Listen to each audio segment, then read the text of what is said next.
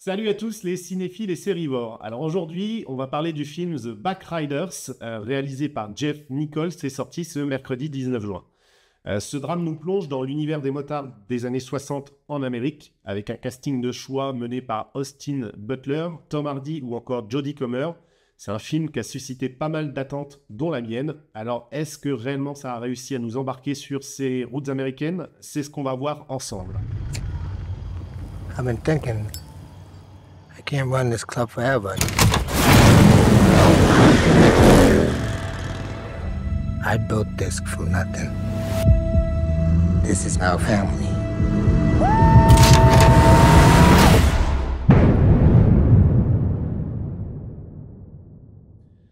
Contexte et pitch. The Backriders, c'est l'adaptation très attendue du livre culte de photographie du même nom, The Backriders, donc, par Danny Lyon, paru en 1967. À travers ses clichés bruts et poétiques, Lyon avait immortalisé la contre-culture des motards dans l'Amérique des années 60, devenant une œuvre phare de la photographie documentaire.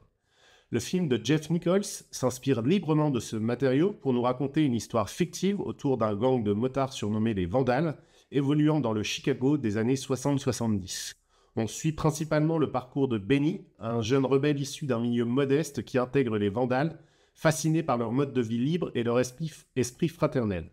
Tiraillé entre sa relation passionnelle avec Cathy et sa loyauté envers le charismatique mais imprévisible leader Johnny, Benny va devoir faire un choix crucial.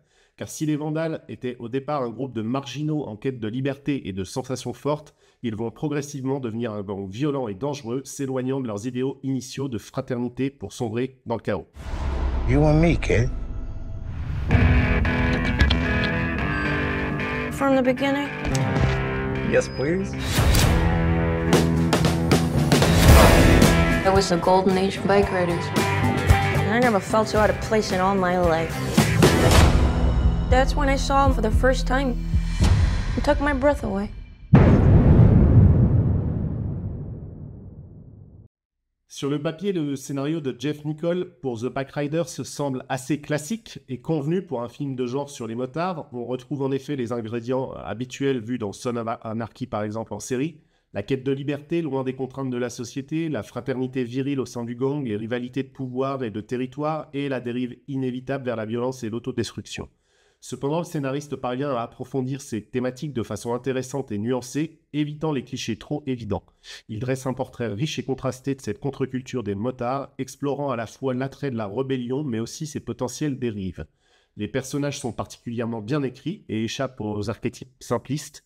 Chacun a ses failles, ses contradictions et sa part d'ombre, à commencer par le héros, Benny, dont on suit l'évolution tragique. Le film ne tombe jamais dans la complaisance ou le misérabilisme facile. La construction narrative est elle aussi très réussie, avec un rythme plutôt lent, certes, mais prenant, qui nous immerge progressivement dans l'univers des motards. En s'attardant sur les détails de leur quotidien, leurs codes, leurs rituels, Nichols nous fait entrer de plein pied dans cette micro-société à part. Le récit gagne aussi en profondeur grâce aux commentaires récurrents de Cathy, qui sert de narratrice et apporte un contrepoint féminin complémentaire au reste du film, très masculin évidemment. Son regard à la fois fasciné et critique sur les Vandales ajoute de la nuance. 5 weeks later, I married him. I thought I could change him, you know? Not to be different, but to be, I don't know, like he's wild. Hey! Alors sur le plan visuel, Nichols opte pour une mise en scène à la fois plutôt sobre, mais aussi très stylisée qui colle parfaitement au sujet. Évidemment, je pense qu'il s'est beaucoup inspiré des photographies à l'origine du film, ce qui recrée certains plans, parce que j'ai l'impression qu'il recrée certains plans de façon quasi littérale. L'approche est quasi documentaire et ça apporte une authenticité plutôt bonne, qui est renforcée donc par une photographie qui est, elle, de grande beauté, signée Adam Stone. Les paysages désertiques du Midwest, les routes interminables, les décors délabrés sont magnifiquement rendus, avec une palette de couleurs plutôt chaude qui rappelle les teintes des vieilles photos justement. La caméra prend souvent des distances, on cadre par exemple des scènes de groupe de loin pour mieux saisir l'esprit de communauté et de fraternité des motards, mais on n'hésite pas non plus à se rapprocher des corps et des visages pour varier les échelles de plan et pour avoir des séquences plus intimes et sensuelles, notamment quand on filme le couple Benny-Cathy. Le réalisateur joue aussi beaucoup sur les mouvements de caméra, avec de longs travelling latéraux pour suivre évidemment la progression des motards ou des plans subjectifs au contraire qui épousent leur course folle sur les routes américaines. On a un superbe travail de mise en scène donc, qui restitue plutôt à merveille la sensation de liberté et de vitesse. Nichols fait également un usage très malin du hors-champ qui laisse certaines scènes de violence s'imaginer plutôt que de tout montrer crûment.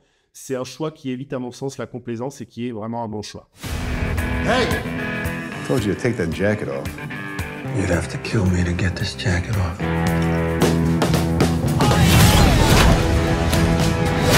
What about the bar? Burn it down.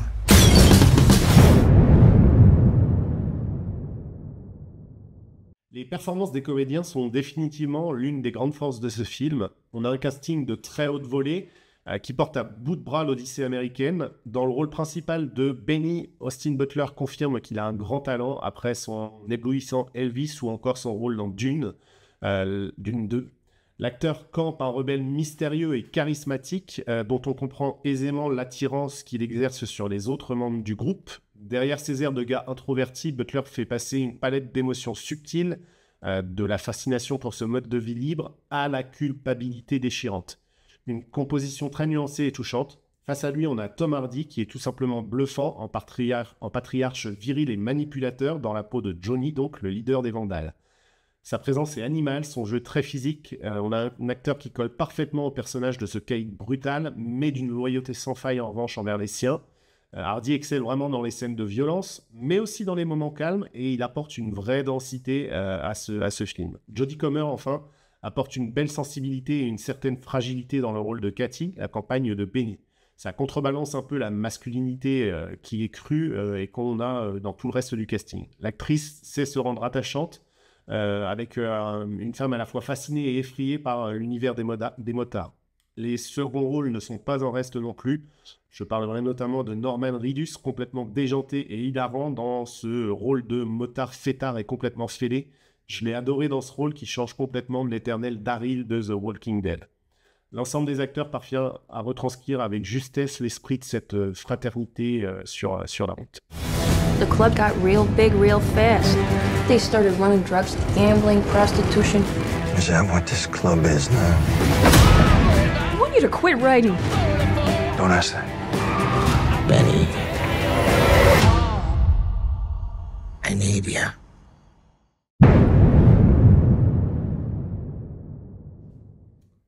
Sur le plan musical, le compositeur David Wingo signe une partition minimaliste mais terriblement efficace qui accompagne à merveille les images.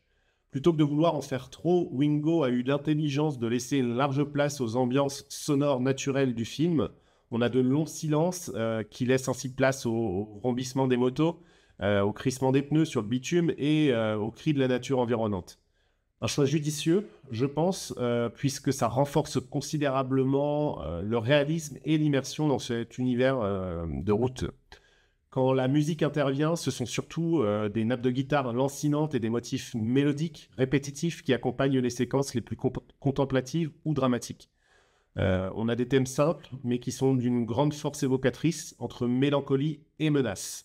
Wingo n'hésite pas non plus à intégrer des éléments extérieurs comme des chansons rock ou folk, qui colle parfaitement à cette ambiance des années 60. On a certains morceaux qui prennent alors une nouvelle dimension, comme par exemple Born to be Wild de Steppenwolf. La bande originale est plutôt sobre donc, mais terriblement efficace, et ça sublime superbement les images de Nichols en les laissant pleinement respirer notamment.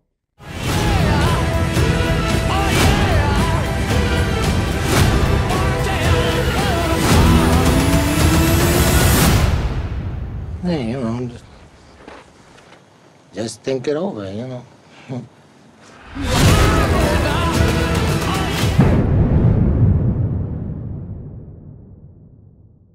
Au final, The Backriders c'est une très grande réussite. En s'inspirant beaucoup des photos du livre d'origine, le réalisateur parvient à capturer avec une bonne justesse l'essence de cette contre-culture des motards des années 60.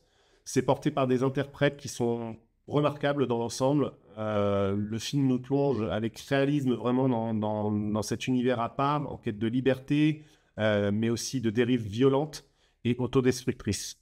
Si le scénario reste un peu conventionnel, Nicole se sublime le tout par une mise en scène d'une belle sobriété, mais qui est assez efficace.